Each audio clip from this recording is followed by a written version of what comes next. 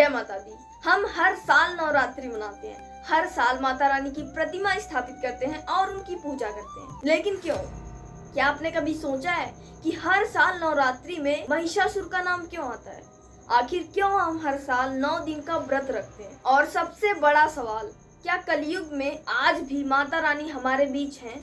आइए इन सब का सवाल ढूंढते हैं आज के इस वीडियो में। तो वीडियो पूरा देखिएगा, क्योंकि इस नवरात्रि के संबंध में आपको कई सारी वीडियो मिल जाएगी, लेकिन इसकी जो असली सच्चाई है वो आपको कोई नहीं बताता। नवरात्रि की कथा हमें पुराणों में सुनने को मिलती है।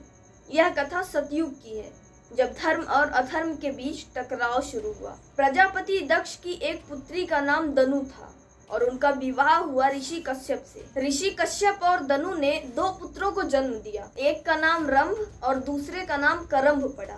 हमें रंभ का नाम ज्यादा सुनने को मिलता है, क्योंकि उसने एक शापित अप्सरा महिषी से विवाह किया। असल में महिषी एक अप्सरा थी जो ऋषि के श्राप से ग्रस्त थी। ऋषि ने उसे श्राप दिया कि जाओ तुम भैंस का रूप धारण करोगी, तो इसीलिए वो भैंस के रूप में थी। लेकिन जब रंभासुर से उसका विवाह हुआ तो उन दोनों के संजोग से एक पुत्र का जन्म हुआ, जिसका नाम महिषासुर रखा गया। क्योंकि उसकी माता एक भैंस के रूप में थी, क्योंकि उन्हें ऋषि का श्राप था, इसीलिए उसका रूप आधा मानव और आधा भैंस जैसा था, इसीलिए उसका नाम महिषासुर रखा गया। महिषासुर के अंदर राक्षस की तरह शक्ति और भैंस की तरह ताकत और जिद भी था। महिषासुर बाल्यकाल से ही शक्ति पाने के लिए ब्रह्मा जी का तपस्या करना शुरू किया। वह हजारों वर्षों तक एक पैरों पर खड़ा होकर ब्रह्मा जी का तपस्या करने लगा। उसके बाद जब ब्रह्मा जी उसकी तपस्या से प्रसन्न होकर उसके सामने प्रकट हुए तो उन्होंने महिषासुर से वरदान मांगने को कहा। तब महिषासुर ने कहा कि हे ब्रह्मदेव, मुझे ऐसा वरदान दीजिए कि मुझे तीनों लोकों में कोई न मार सके, अर्थात मैं अमर हो जाऊं। तो ब्रह्मदेव ने कहा कि असंभव, क्योंकि धरती पर जिसने जन्म लिया है उसकी मृत्यु भी तय है, तो इसीलिए तुम्हें अमर होने का वरदान नहीं मिल सकता। तो फिर महिषासुर ने कहा, हे ब्रह्मदेव, मुझे ऐसा वरदान दीजिए कि मुझे देवता, दानव, मानव कोई ना मार सके। तो ब्रह्मदेव ने कहा, ठीक है, परंतु एक शर्त है, तुम्हारी मृत्यु एक स्त्री के हाथों से होगी। तो महिषासुर हंस पड़ा। उसने कहा कि मैं इतना शक्तिशाली, भला मुझे कोई स्त्री कैसे मार सकती है? तो महिषासुर हंस पड़ा। उसने कहा कि मैं इतना शक्तिशाली, भला मुझे कोई स्त्री कैसे मार सकती है? तो ब्रह्मदेव ने कहा, यो मस्त, यानी कि ऐसा ही होगा, कहकर वो चले गए। उसके बाद महिषासुर अहंकार से भर गया, क्योंकि उसके पास शक्ति थी कि उसे तीनों लोकों में कोई भी पुरुष नहीं मार सकता, ना देवता, ना दानव, ना मानव, कोई भी। उसके बाद महिषासुर ने अपनी शक्ति से धरती और पाताल पर अपना आधिपत्य स्थापित कर लिया। उसके बाद जब धरती और पाताल का वह आधिपति बन गया तो उसने स्वर्ग पर आक्रमण किया।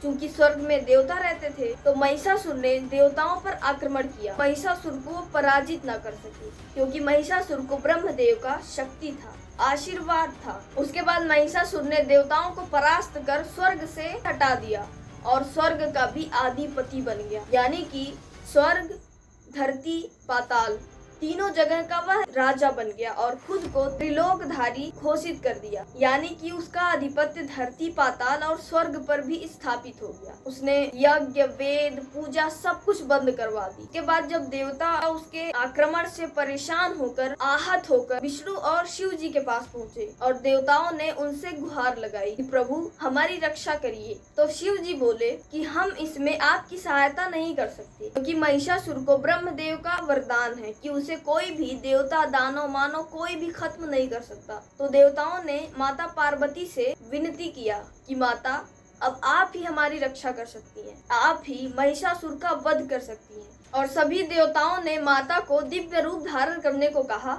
माता, आप अपना दिव्य रूप धारण करिए, ठीक वैसा ही जैसा उन्होंने दक्ष प्रजापति के यज्ञ में किया था, और ठीक वैसा ही दिव्य रूप उन्होंने महिषासुर का वध करने के लिए धारण किया। 10 हाथ, सिंहों वाली, अस्त्र शस्त्र से सुसज्जित। उसके बाद वह जब महिषासुर के समक्ष पहुंची तो महिषासुर माता को देखकर मोहित हो गया और उसने माता से विवाह का प्रस्ताव रखा।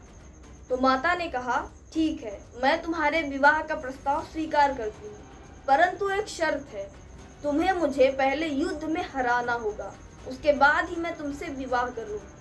तो महिषासुर ने सोचा कि भला एक स्त्री मेरा वध कैसे कर सकती है, क्योंकि उस समय उसको ब्रह्मा जी का वो वरदान याद नहीं था, क्योंकि उसके अंदर अहंकार था कि मुझे तीनों लोकों में कोई पराजित नहीं कर सकता। फिर माता और महिषासुर के बीच युद्ध शुरू हुआ और वह युद्ध 9 दिन तक चला था। माता ने 9 दिन में अपने अलग अलग रूपों में महिषासुर से युद्ध किया, लेकिन आखिरी में 10वें दिन महिषासुर का वध किया। उसके बाद देवताओं, मानव सब में खुशियों की लहर झूम उठी, क्योंकि उन सबको एक आतंकी राक्षस महिषासुर से मुक्ति मिल चुका था। फिर तीनों लोकों में खुशियों की लहर झूम उठी और तभी से 9 दिन की नवरात्रि मनाई जाती है और 10वें दिन विजयादशमी का उत्सव मनाया जाता है। नवरात्रि का पर्व अधर्म पर धर्म की विजय का प्रतीक माना जाता है। माता के 9 स्वरूप शैलपुत्री से सिद्धिदात्री तक की हर दिन की पूजा होती है। लोग 9 दिन का व्रत रखते हैं।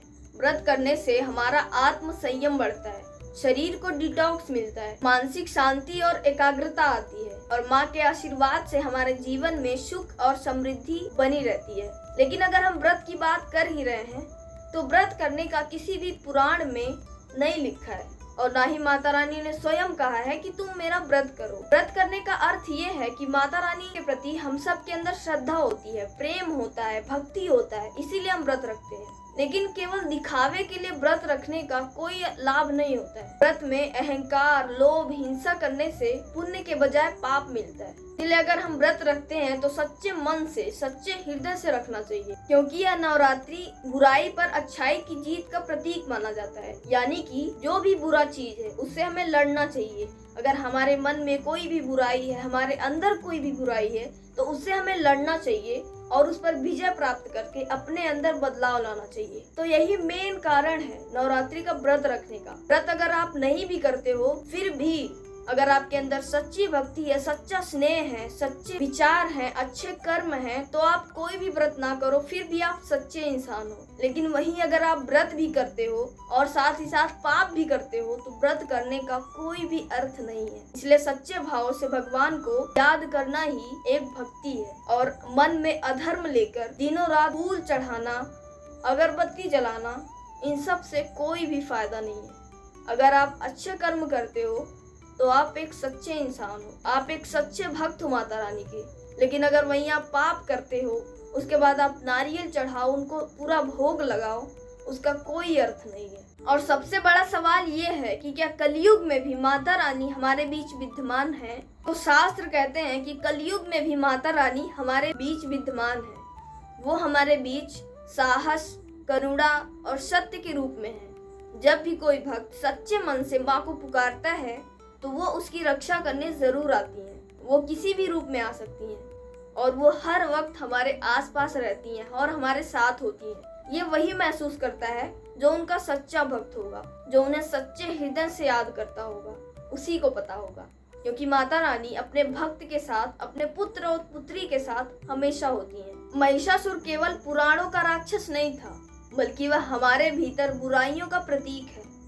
और माँ दुर्गा सिर्फ पुराणों की देवी नहीं थी, वह हमारे बीच साहस, शक्ति और नारी सामर्थ्य का रूप है। नवरात्रि की कहानी हमें सिखाती है अधर्म चाहे कितना भी बड़ा क्यों ना हो, लेकिन अंत में जीत हमेशा सत्य और धर्म की होती है। इसलिए कठिन से कठिन परिस्थितियों में हमें कभी भी घबराना नहीं चाहिए, कभी भी हार नहीं मानना चाहिए। क्योंकि अगर हम सच्चे रास्ते पर हैं, अच्छे कर्म कर रहे हैं, तो उसका फल हमें एक दिन अवश्य मिलता है। भले ही देर से ही क्यों ना मिले, लेकिन मिलता जरूर है। इसीलिए जब भी कठिन परिस्थिति आए तो माता रानी का नमन करें। तो दोस्तों, जब भी आप नवरात्रि मनाएं तो ये याद रखें कि यह केवल त्योहार नहीं है, बल्कि अपने अंदर की बुराइयों को हराने का एक संकल्प है। माँ दुर्गा की कृपा से आप सभी के जीवन में सुख और समृद्धि आए और यह विजयादशमी आप सबके जीवन में विजय लाए। तो कल 22 सितंबर है, यानी कि नवरात्रि का पहला दिन। तो आप सभी अच्छे से और पूरी श्रद्धा से माता रानी का त्योहार मनाएं, व्रत रखें और एक संकल्प करें कि आप अपने अंदर की जो भी बुराई है उसको हरा कर अपने मन पर विजय प्राप्त करेंगे। अगर वीडियो जरा सा भी पसंद आया हो तो कमेंट में जय माता दी जरूर लिखना। बाकी चलो मिलते हैं नेक्स्ट वीडियो में। Okay, thanks for watching. जय माता दी।